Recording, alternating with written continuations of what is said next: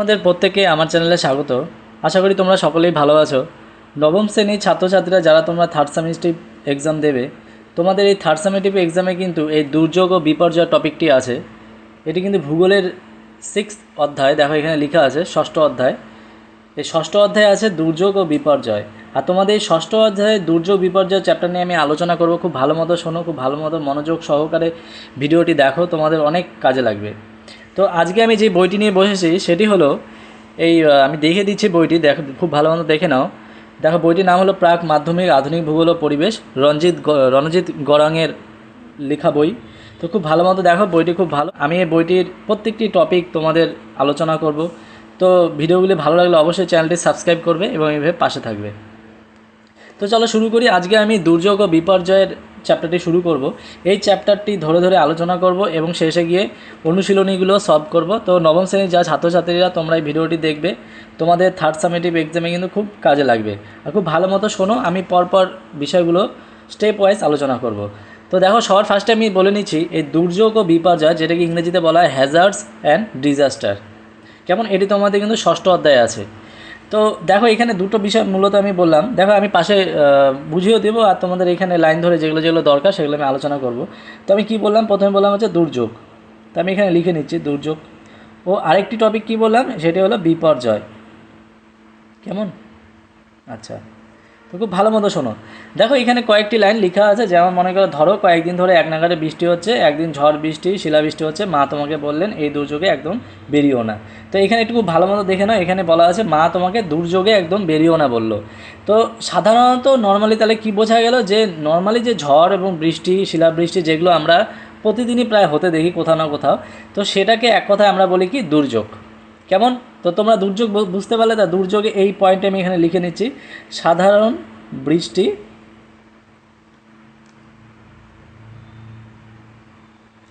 ঝড়, এগুলোকে এক কথা বলা হয় কি দুর্যোগ। আচ্ছা, অতএব দুর্যোগ সম্পর্কে ধারণা তোমাদের কাছে, কিন্তু বিপর্যয় কী, তাহলে দুর্যোগ তোমরা খুব ভালো মতো বুঝে গেলে। তাহলে এখন প্রশ্ন হলো যে বিপর্যয়টি কী। এবার দেখো এখানে লেখা আছে আসলে বিপর্যয় হলো আরও বড় দুর্ঘটনা। তো এইটুকু জানলেই হবে যে বিপর্যয় হলো কি এই দুর্যোগের থেকে বড় ঘটনা। তো খুব ভালো মতো দেখো। তো দেখো নর্মালি যে বৃষ্টি এবং ঝড় হয় সেগুলোতে কিন্তু আমাদের সেরকম কোনো ক্ষতি হয় না, বা হলেও দু একটি বাড়ি হয়তো কোনো কারণবশত ভেঙে পড়লো বা কিছু ক্ষতি হলো, কিন্তু বড় কোনো ক্ষতি হয় না। যেমন মনে করো 100টি 200টি বাড়ি ক্ষতিগ্রস্ত হলো, সেটা হয় না। কিন্তু দেখো এখানে কি বলেছে, বিপর্যয় হলো আরও বড় দুর্ঘটনা, মানে এই দুর্ঘটনাগুলো যখন বড় আকার ধারণ করে। তা আমি এখানে লিখে নিলাম বড় আকার ধারণ করবে,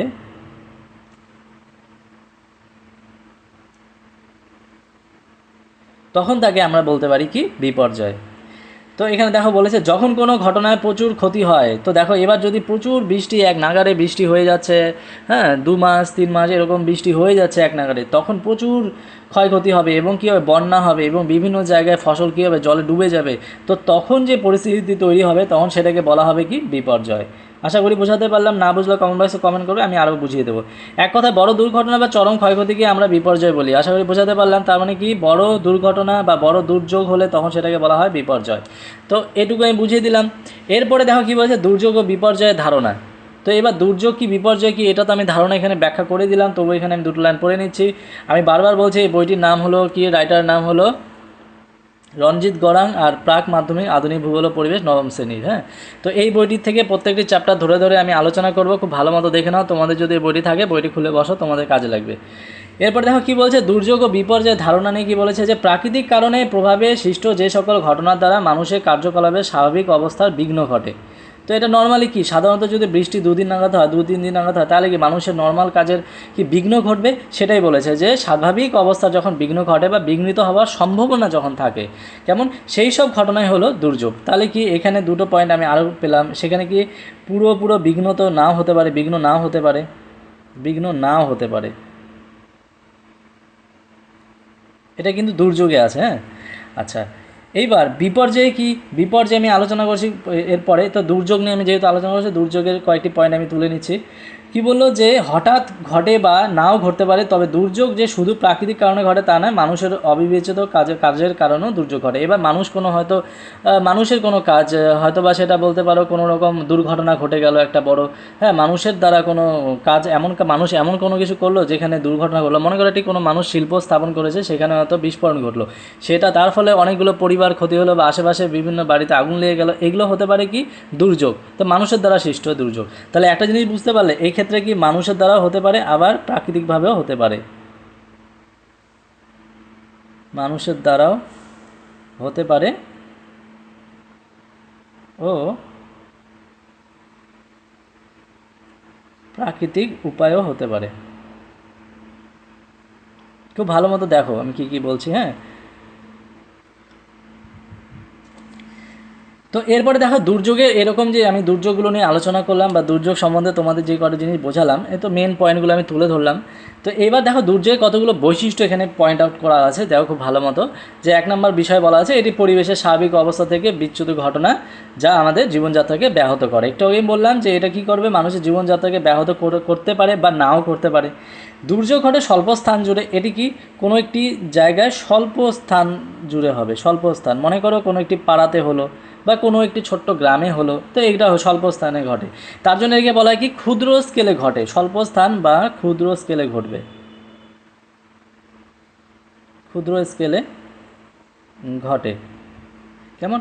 তো এরপর বলছে প্রাকৃতিক ও মানুষ উভয় কাজের মাধ্যমে দুর্যোগ ঘটে। আমি মাত্রই বললাম প্রাকৃতিক উপায় বা মানুষের কাজের দ্বারাও ঘটতে পারে দুর্যোগ। দুর্যোগ পরিবেশের অবনমন হয়, দুর্যোগ বিপর্যয়ে পরিণত হতে পারে বা আবার নাও হতে পারে। তো এই যে দুর্যোগ যে হলো স্বল্প স্থান জুড়ে বা ক্ষুদ্র স্কেলে, এটি বিপর্যয় না হতেও পারে আবার নাও হতে পারে। বেশিরভাগ ক্ষেত্রে দুর্যোগ বিপর্যয় হয় না, কিন্তু কোনো কোনো ক্ষেত্রে এরকম দুর্যোগ ছোটো ছোটো ঘটনা ঘটতে ঘটতে হতে ঘটতে হয়তো দেখা গেলো সেটি বড় আকার ধারণ করেছে। মনে করো এক সপ্তাহ বৃষ্টি হলো, এবার সেটি কিন্তু দুর্যোগ হলো না, বিপর্যয় হলো না, সেটি দুর্যোগ হলো। এবার দেখা গেল এক সপ্তাহর জায়গায় সেটি প্রথমে দুর্যোগ আকার ধারণ করলো, তারপরে সেই এক সপ্তাহ বৃষ্টি থেমে থেমে সেটা কী হলো, এক মাস ধরে হলো। তার মানে কি সেই দুর্যোগ ক্রমাগত বিপর্যয়ের দিকে এগোচ্ছে। বুঝাতে পারলাম? আচ্ছা, এখানে কয়েকটি ছোট ছোট বিষয় এখানে বলে দেওয়া আছে, যেমন সাম্প্রতিক উত্তরাখণ্ডের বিপর্যয় 2013 সালে, তোমরা খুব ভালো মতো জানো 2013 সালে একটি ঘটনা ঘটেছিল। জুন মাসের পর 4 দিন মানে 14 থেকে 17 জুন এই সময়টাতে উত্তরাখণ্ডে মেঘ ফাটা বৃষ্টি ঘটেছিল। এটি খুব মানে ভয়াবহ একটি ঘটনা ঘটেছিল, যেটি 2013 সালে। এই বৃষ্টির পরিমাণ ছিল সাধারণের তুলনায় 375% বেশি, মানে নর্মালি যে বৃষ্টিপাত হয় তার থেকে 375% বেশি ছিল এই বৃষ্টিপাতটা। এই বৃষ্টির সাথে সাথে ছোড়াবাড়ি হিমবাহে বরফও গলে যায়, মানে এই সময় যে এখানকার যে ছোড়াবাড়ি যে হিমবাহ, সেই হিমবাহের বরফও কী হয়, গলে যায়। এবং বৃষ্টি ও বরফ গলা জল উত্তরাখণ্ডের নদীগুলিতে, বিশেষ করে মন্দাকিনীতে কি হরপা বানের মাধ্যমে তাণ্ডব লীলা চালায়। এখানে দেখো কয়েকটা জিনিস কিন্তু আমি তোমাদের বলে দিলাম, খুব ভালো মতো। হরপা বান কথাটা উল্লেখ করলাম, আমি একটু পরে হরপা বান ব্যাপারটি আলোচনা করছি। হরপা বান কথাটি উল্লেখ করলাম, আরটি কি মেঘ ফাটা বৃষ্টি, হ্যাঁ, এই দুটো জিনিস আমি একটু পরে বলে দিচ্ছি।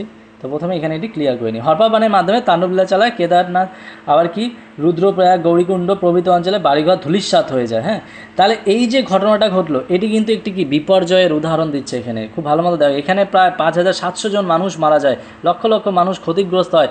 এটি হলো একটি বিপর্যয়ের উদাহরণ। এটি কোথায়? সাম্প্রতিক উত্তরাখণ্ডে এই বিপর্যয়টি হয়েছিল। কেমন? তা আমি মাত্রই দুর্যোগ বললাম, তো এটি কিন্তু আমি একটি বিপর্যয় উদাহরণ দিলাম। আমি এরপরে বিপর্যয় নিয়ে আলোচনা করছি। তো এটি কিন্তু বিপর্যয় উদাহরণ, এই তোমাদের বই এখানে তোলা আছে। কেমন? তো তোমাদের যদি পরীক্ষা আসে যে বিপর্যয় একটি উদাহরণ দাও, তাহলে তুমি এই উদাহরণটা দিতে পারো। 2013 সালে জুন মাসের পর কি 14 থেকে 17 জন উত্তরাখণ্ডে যে মেঘফাটা বৃষ্টি হয়েছে, সেখানে প্রায় 6000 মানুষের মৃত্যু হয়েছিল এবং লক্ষ লক্ষ মানুষ কি সেখানে ক্ষতিগ্রস্ত হয়েছিল। তার জন্য সেটাই কি বলা হয়েছে, বিপর্যয়। এবার দেখা গেল যে এটি কিন্তু বিপর্যয় উদাহরণ। এবার আমি যে দুর্যোগটা বললাম, এবার সাপোজ তোমার সেখানে হয়তো দেখা গেলো মেঘ ভাঙা বৃষ্টি হলো, কিন্তু সেখানে ক্ষতিগ্রস্ত হলো 10 জন মানুষ বা 2 জন মানুষ, তো সেটা কিন্তু বিপর্যয়ে পরিণত হলো না। কেমন? কারণ কি দুর্যোগ হলো ছোট মাত্রা হবে, আমি একটু আগে বললাম স্বল্প স্কেলে হবে। তো আশা করি বোঝাতে পারলাম। এরপরে দেখো আমি দুটো পয়েন্ট যে আলোচনা মানে বললাম, এই যে এখানে উত্তরাখণ্ডের ঘটনাটা বলার সময় আমি যে দুটো পয়েন্ট এখানে বলেছিলাম, সেটা হলো কি হরপা বান আর হলো মেঘ ফাটা বৃষ্টি। তো খুব ভালো মতো দেখো হরপা বান এখানে এই বইয়ে এখানে নিচে তুলে ধরা আছে। হরপা বানটি দেখো কী বলা আছে, পাহাড় পার্বত্য অঞ্চলে অতি অল্প সময় প্রবল বৃষ্টি বা মেঘ ফাটা বৃষ্টি ঘটলে সমগ্র অববাহিকা বৃষ্টির জল নির্দিষ্ট নদী খাত দিয়ে প্রবল বেগে বয়ে যায়। আর এইবার দেখো এখানেই বলা আছে হরপা বান মেঘ ফাটা বৃষ্টি। সাপোজ এটি পাহাড়, কেমন? এবার পাহাড়ে কী হবে, ধীরে ধীরে ধীরে ধীরে সেখানে কী হবে, মেঘ জন্মাতে থাকবে। কেমন?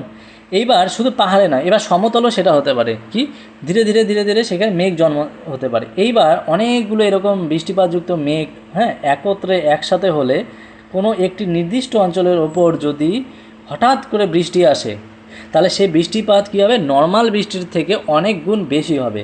তো তার ফলে সেই নর্মাল বা সমতল অঞ্চল হোক বা পার্বত্য অঞ্চল হোক, সেখানে কী হবে, চারিদিকে জলপ্লাবন দেখতে পাওয়া যাবে।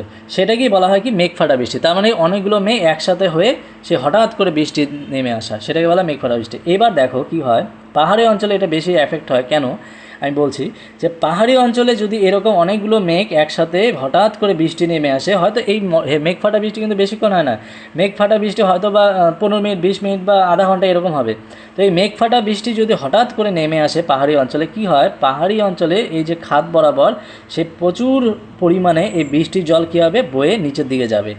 তো তোমরা জানো খুব ভালো মতো, পাহাড়ি অঞ্চলে সব নদীগুলো কী হবে, প্রবল বেগে নিচের দিকে নামে এবং সমতল দিয়ে বয়ে যায়। এইবার যখন এই নর্মাল জলের তুলনায় প্রচুর পরিমাণ জল বেড়ে যায় এই পাহাড়ের খাদগুলোতে, তখন কি করবে, এই যে পাহাড়ের নিচের অংশগুলো বা পাহাড় বা সমতলের মাঝে যে পাহাড়ের পাদদেশ অঞ্চলটি আছে, সেখানে কি হবে, আশপাশের যে বাড়িঘরগুলো আছে সবগুলোকে কি ভেঙে নিয়ে চলে যাবে এই বৃষ্টি জল। বোঝা গেল? তো এই কারণে এটাকে বলা হয় হরপা বান। এই হঠাৎ করে জলের যে স্রোত পাহাড় থেকে নিচের দিকে নেমে আসে, এটাকে বলা হয় হরপা বান। আর এইরকম অনেকগুলো মেঘ একসাথে যে বৃষ্টিপাত ঘটলো, সেটাকে বলা হয় কি মেঘ ফাটা বৃষ্টি। আশা করি বোঝাতে পারলাম। তো এখানে কিন্তু এই দুটো পয়েন্ট এখানে উল্লেখ করা আছে। আচ্ছা, এবার এই মেঘ ফাটা বৃষ্টি হরপা বান কি, এই মেঘ ফাটা বৃষ্টি বা হরপা বানের ফলে এরকম দুর্যোগ এবং বিপর্যয়গুলো সংঘটিত হয়। এই মেঘ ফাটা এবং হরপা বানের ফলে যদি সেই ঘটনাটা অল্প পরিমাণ জায়গায় ক্ষতিগ্রস্ত হয়, তখন সেটাকে বলা হয় দুর্যোগ। আর যদি বিশাল আকার ধারণ করে, যেমন 2013-তে ঘটেছিল সেরকম আকারে, তখন সেটাকে বলা হয় বিপর্যয়। এরপরে পৃষ্ঠাতে চলে আসো। এই যে দেখো এখানে এই পৃষ্ঠাতে কী কী আছে আমি বিষয়গুলো বলে দিচ্ছি।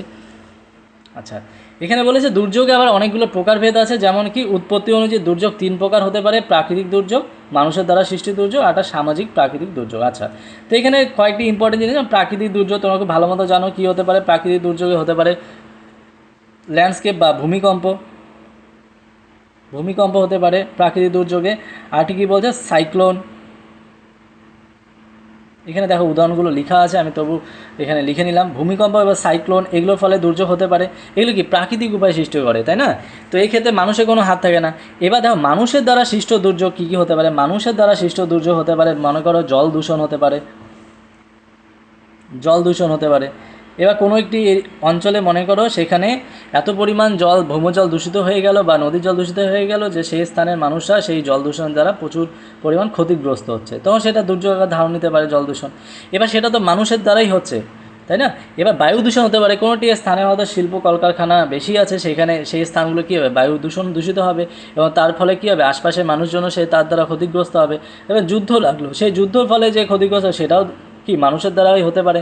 তো এগুলো হলো মানুষের দ্বারা সৃষ্ট দুর্যোগ।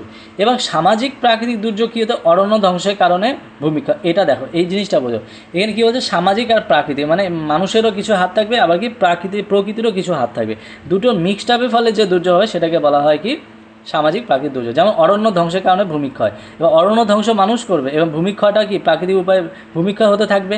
এবং ভূমিধ্বস সেম। এবার মানুষ যদি পাহাড়ে ক্রমাগত বাড়ি ঘর এবং পাহাড়ের উপর চাপ বাড়াতে থাকে, হঠাৎ একটু যদি ভূমিকম্প হয়ে ওঠে বা যদি নাও হয়, কোনো কারণে ডিসব্যালেন্স হয়ে যায়, তখন কি পুরো পাহাড়ে ধস দেখা দেবে। তো এগুলো কি মানুষেরও যেরকম হাত আছে, সেই ক্ষেত্রে কি প্রকৃতিরও হাত আছে। ভূমিধ্বসও সেম, খরাও সেম। আচ্ছা, তাহলে এইগুলো হলো সামাজিক প্রাকৃতিক দুর্যোগ, এগুলো কিন্তু উদাহরণ দুর্যোগে। এরপরে চলে আসলাম বিপর্যয়। তো খুব ভালো মতো দেখো বিপর্যয় কী বলেছে, যে দুর্যোগ যখন চরম আকার নেয়, প্রচুর ক্ষয়ক্ষতি হয়, তখন তাকে বিপর্যয় বলা হয়। এটা আমি একটু আগে বললাম। হ্যাঁ, বড় আকার ধারণ করবে দুর্যোগ, তখন তাকে বলা বিপর্যয়। আচ্ছা, এখানে দেখো কী বলছে, ফরাসি শব্দ ডেস আর আস্টার, মানে ডিজাস্টার, যেটাকে ইংরেজিতে বলা হয় কি ডিজাস্টার। এই ডিজাস্টার কথাটি এসে কি ফরাসি শব্দ ডেস আর আস্টার। এখানে খুব ভালো মতো দেখো, ফরাসি শব্দ ডেস এবং ASTER আস্টার, এখান থেকে কিন্তু এই ডিজাস্টার কথাটি, মানে ডিজাস্টার মানে হলো বিপর্যয় কথাটি এসেছে। এটা কি ফরাসি শব্দ। তো এখানে বলছে দ্রুত আকস্মিক ঘটনার প্রভাবে যখন স্বল্প সময় বিস্তীর্ণ অঞ্চলে জুড়ে ঘটবে। আমি কি বলছি, এটা ছিল হচ্ছে তোমার ক্ষুদ্র স্কেলে, এটা হবে কি বৃহৎ স্কেলে ঘটবে, বৃহৎ স্কেলে। বৃহৎ স্কেলে ঘটবে। তো এখানে এটুকুই বলেছে। তো এখানে যেটুকু লাইন আছে আমি বলে দিলাম, প্রাকৃতিক পরিবর্তন ঘটবে, সম্পদ ধ্বংস হবে প্রচুর, অসংখ্য মানুষ মারা যাবে বিপর্যয়ে। যদি সাপোজ এই দুর্যোগে যদি 10 জন মারা যায়, এখানে মারা যেতে হবে কি মোটামুটি 100 জন, হ্যাঁ, বা সেখানে 1000 জন বা 1000 জনের বেশিও হতে পারে। তো তখন সেটাকে নাম দেওয়া হবে বিপর্যয়। কেমন? এবার বিপর্যয় নির্ধারণের মানদণ্ড। এবার দেখো যে বিপর্যয় তুমি কি করে ঠিক করবে, যে এর কিছু মানদণ্ড থাকতে হবে। মনে করো কোনো একটি স্থানে কোনো রকম প্রাকৃতিক দুর্ঘটনা ঘটলো, এবার সেটা বিপর্যয় হয়ে যাচ্ছে নাকি দুর্যোগের পর্যায়ে আছে, সেটা ঠিক করতে হবে কি কিছু মানদণ্ড দ্বারা। তো এই কারণে বিপর্যয় নির্ধারণের মানদণ্ড কি, দুর্যোগ থেকে বিপর্যয় ঘটে, তো এটা তো স্বাভাবিক, দুর্যোগ প্রথমে ঘটবে আর বিপর্যয় কি ঠিক তার পরে ঘটবে, যেমন দুর্যোগে আকারটা বড় আকার ধারণ করবে। তো বিপর্যয় মানদণ্ড কিন্তু সব দেশে একরকম না, মানে এক এক দেশের এক এক রকম মানদণ্ড দেওয়া আছে জনসংখ্যা অনুযায়ী বা বিভিন্ন রকম ক্রাইটেরিয়া রয়েছে। যেমন 2001 সালে ওয়ার্ল্ড ডিজাস্টার রিপোর্টে কি বলা হয়েছে, যে দুর্ঘটনা তখনই বিপর্যয় বলে গণ্য হবে যখন 10 বা তার বেশি মানুষের মৃত্যু হবে। মানে যেখানে দুর্ঘটনা তখনই বিপর্যয় হবে যখন 10 থেকে বেশি লোক মারা যাবে, তখন সেটাকে বলা হতে পারে বিপর্যয়। এবার 100 বা তার বেশি মানুষ আহত হবে, মানে 10 জনের বেশি লোক মারা যাবে,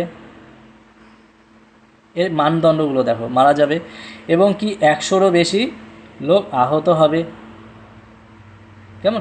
এবং বলছে পরিস্থিতি মোকাবিলার জন্য আন্তর্জাতিক সাহায্য দরকার হবে। এবার এমন পরিস্থিতি হয়ে গেল যে তার জন্য কী করতে হবে, যে আন্তর্জাতিক কিছু সাহায্য দরকার হয়ে পড়বে। যেমন মাঝে মাঝে বাংলাদেশে বন্যা হয়ে থাকে, তাই না? তখন তারা কী করে, সাহায্যের জন্য আমাদের ভারতের কাছে হাত বাড়ায়।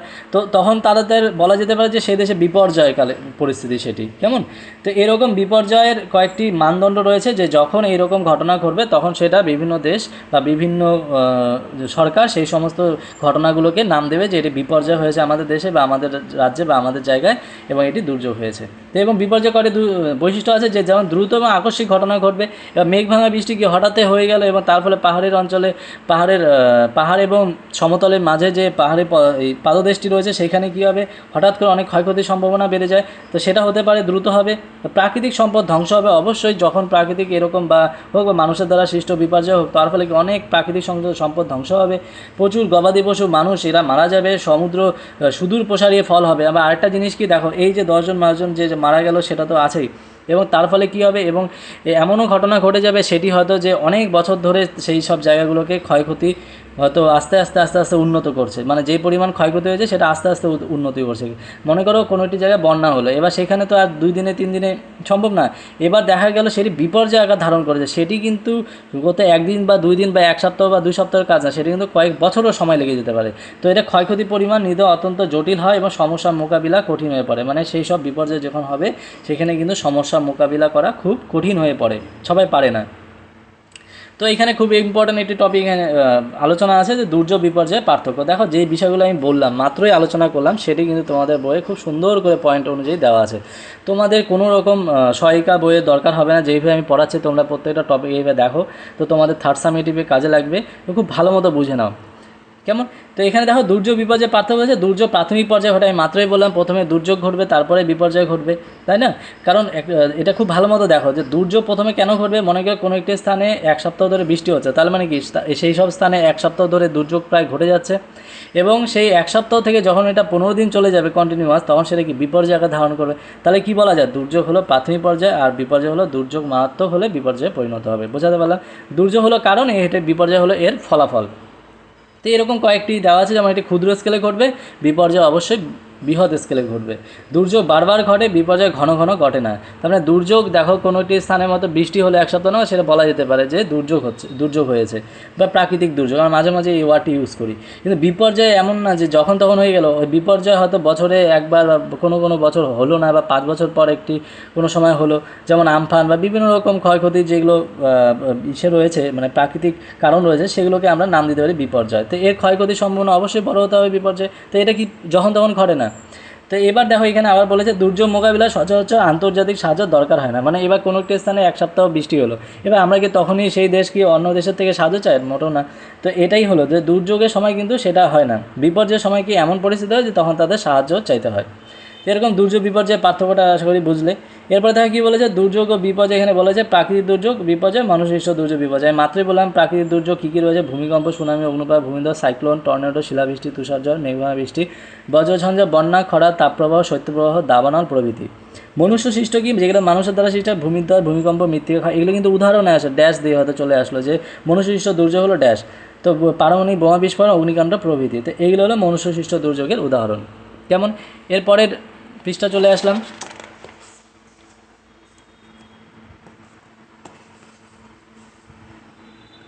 এখানে কী বলেছে, বিভিন্ন ধরনের প্রাকৃতিক দুর্যোগ ও বিপর্যয়। আচ্ছা, তো এবার যেহেতু আমরা আলোচনা করলাম দুর্যোগ কী, বিপর্যয় কী, তো এবার এখানে বলা আছে যে বিভিন্ন ধরনের দুর্যোগ ও বিপর্যয়। এখানে দেখো পরপর কতগুলো নাম দেওয়া আছে, বন্যা, বন্যা কেন হয়, বন্যার ফলে কী হয়, ভারত ও পশ্চিমবঙ্গে এরকম কয়েকটি দুর্যোগ ও বিপর্যয়ের উদাহরণ। তো এগুলো পরপর প্রত্যেকটি চাপে আলোচনা করবো। আজকের জন্য এটুকুই থাক, আশা করি তোমরা বুঝতে পেরেছো। যদি কোথাও সমস্যা তোমরা কমেন্ট বক্সে অবশ্যই কমেন্ট করে জানাবে। আর এগুলো খুব ভালো মতো মনোযোগ সহকারে দেখো, আমি প্রত্যেকটি চ্যাপ্টার ধরে ধরে আলোচনা করব এবং অনুশীলনীগুলো সলভ করব এবং বিভিন্ন রকম কোশ্চেন নিয়ে আলোচনা করব। যদি তোমাদের কোথাও সমস্যা হয় কমেন্ট বক্সে জানাবে। তো ভিডিওটি ভালো লাগলে অবশ্যই চ্যানেলটি সাবস্ক্রাইব করবে, এভাবে পাশে থাকো। ধন্যবাদ।